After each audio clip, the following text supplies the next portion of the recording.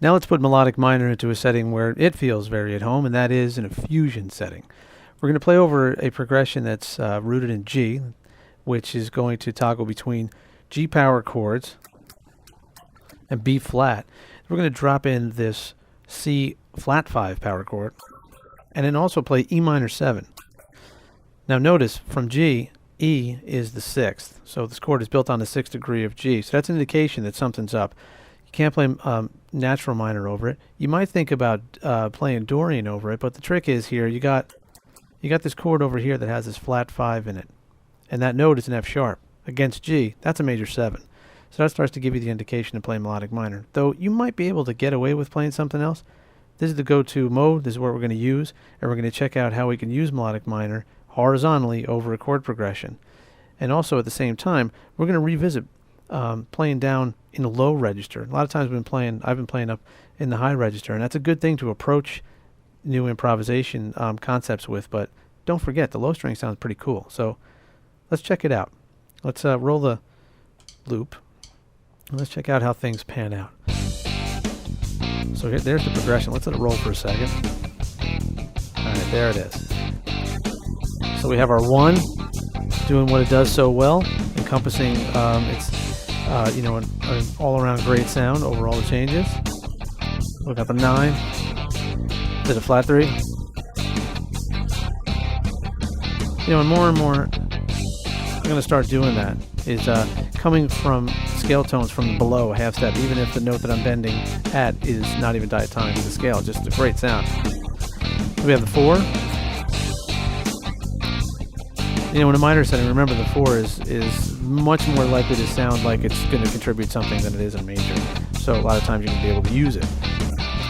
We have the 5. Sits very well over this. Here's the 6, which is found a nice place in here against all these chords. You can use it as a resolving note, definitely as a launch pad, and also as a passing tone, of course. And then here is our most important note inside of our melodic minor scale, and that is the 7. Now, since I have a lot of power chords in here, again, that's a very forgiving sound, as we saw in Aeolian when we were checking out the difference between triads and power chords. So there's a lot more leeway, and we can take more chances here. So let's check out what we can do with melodic minor over this progression. Let's get it.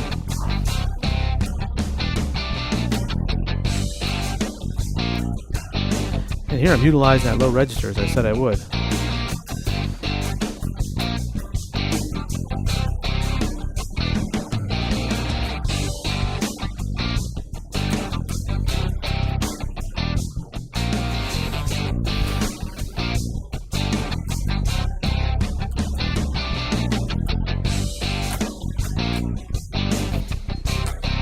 You have that half step between 7 and 1.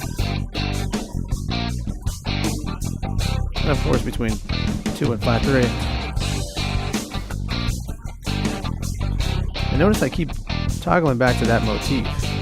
2, flat 3, down to major 7. Very, very cool sound. You can do it there, an octave above. You want to start doing some legato inflections and push the gas pedal a little bit. Melodic minor sounds really good when you start doubling up on things. Just keep those major thirds out of there.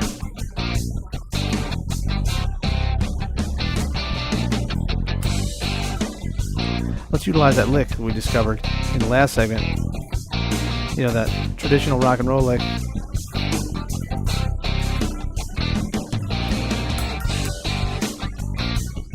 See how melodic minor can change the character of it completely.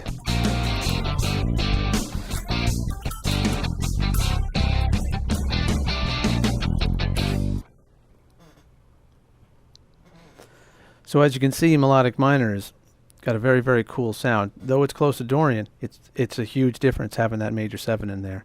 So let's continue with our exploration into melodic minor. We're going to check out some of its modes. First, we're going to check out Lydian flat 7.